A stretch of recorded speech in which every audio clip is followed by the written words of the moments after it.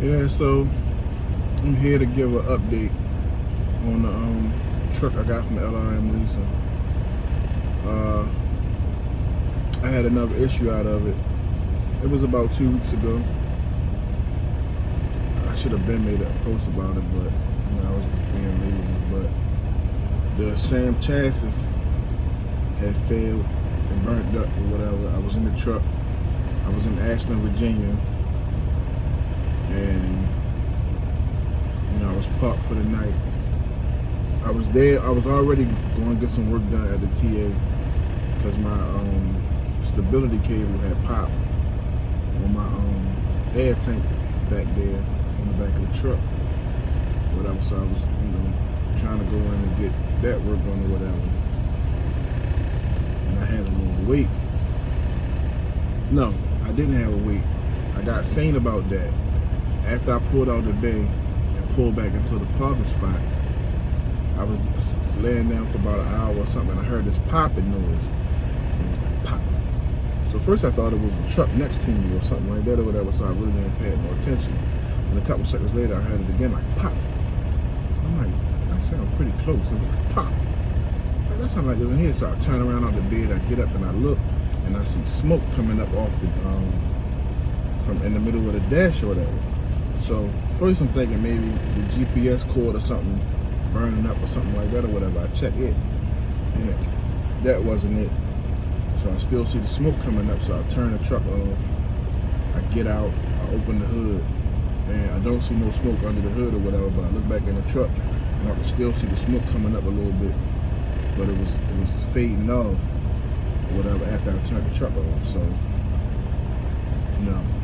I was like, man, what is that or whatever. So I got out and I got back under the hood again, and the truck was off, and no blinkers or nothing was on, but I kept hearing this clicking noise, like click, click, click, click, click, click, click. And at the time I didn't think to check for any codes or nothing on the truck or whatever, but I kept hearing that clicking noise, so I'm listening for the sound or whatever, and I see it's coming from the same chassis box. So it's still clicking, click, click, click, click, and it did that for like 5 minutes after the truck was shut off, and then it stopped. So I'm thinking to myself like it might be a SAM chassis issue, but at the time I didn't know or whatever. So I was like, damn, I can't sleep in this truck tonight because I don't want to leave it running and then something else happen or whatever. So I go to the hotel across the way, and I stay in there, and I get up the next morning. First I went back into the TA to see if they can get the truck in and look at it. And go ahead. And then it was like it was gonna be like 8 o'clock in the morning before they can get it in. So I went to the hotel. So I ended up sleeping past 8 o'clock, and it was about 10 o'clock when I got up, and they still hadn't called me yet. And I checked out the hotel and went back over to the TA, and I was like, they told me it would be about 8 o'clock before they can get me in, but nobody called me yet or whatever. And she was like, you're not the next person in line. So I'm like, okay. So I walked back to the truck, and I get in and I turn the key just to see if I was going to see any smoke. I didn't see any smoke. Something say, look at the dash. I look at the dash and I see the check engine light on. So I said, we need to check the diagnosis. So it was saying, I think it said MSN1 not communicating with SAM chassis. So then I knew it was something issue between that, whatever that MSN1 thing was, and the SAM chassis or whatever. So I start the truck up to see if it's smoke. It don't smoke or nothing like that. It's running. So I made a couple phone calls to see if somebody could get it into the shop up there where I was, and the guy was like, they could get it in and diagnose it, and then if it is the same chassis, they might have to order. They're gonna have to order it, and then it might be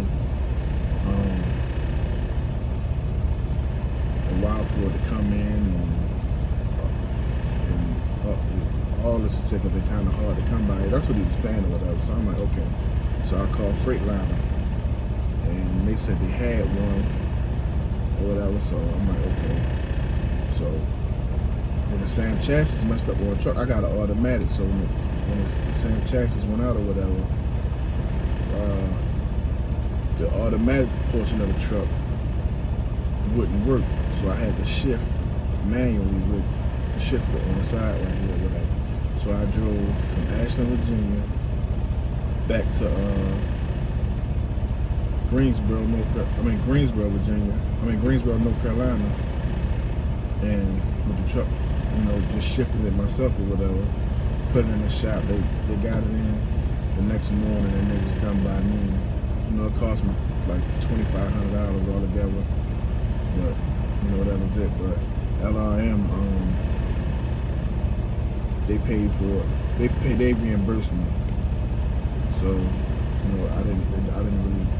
I came out of pocket initially, but after that, that same day, they reimbursed me for it. So it was like they paid for it.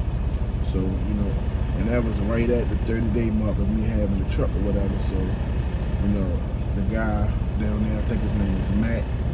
He said, moving forward, if you have a truck, if you have an issue with the truck, bring it to us, or call us first or whatever, so we could try to help you out or whatever. Because before I paid, if I would have known, if I wouldn't have paid for the part, if I wouldn't have paid for it just yet, or had Freightliner work on it, he said they could have shipped me the same chassis for free, and then I could have just had somebody install it. But I already had that done or whatever, so they ended up paying the whole bill of labor and everything. So, but it was like moving forward, call us or, this, that, and that. Which I did call them, and they did tell me that they had one there. And I was like, and I asked him, you think I could make it, all the way to Florida? I was in Virginia, whatever. He was like, maybe you can, maybe you can't, I don't know, whatever. And I probably could have, but did I want to drive all the way to Florida just to get it changed out? If they're going to reimburse me, then I should be able to get it done anyway. So that's what I did. But basically, so I guess they're not going to reimburse me for no more work that need to be done on the truck or whatever. Maybe they might help out here and there, I don't know. Maybe not, I'm not sure, but because it's at the 30 days, and technically they only give you 3 days to get the truck looked over to find any issues that you can find or whatever. And then after that, you're supposed to be on your own, but up to 30 days, they had helped me out. They reimbursed me for everything that went wrong with the truck. So, basically that's it. That's just a little update about the truck. And just thought I'd come to y'all and tell y'all that. So, yeah, peace. I'm out.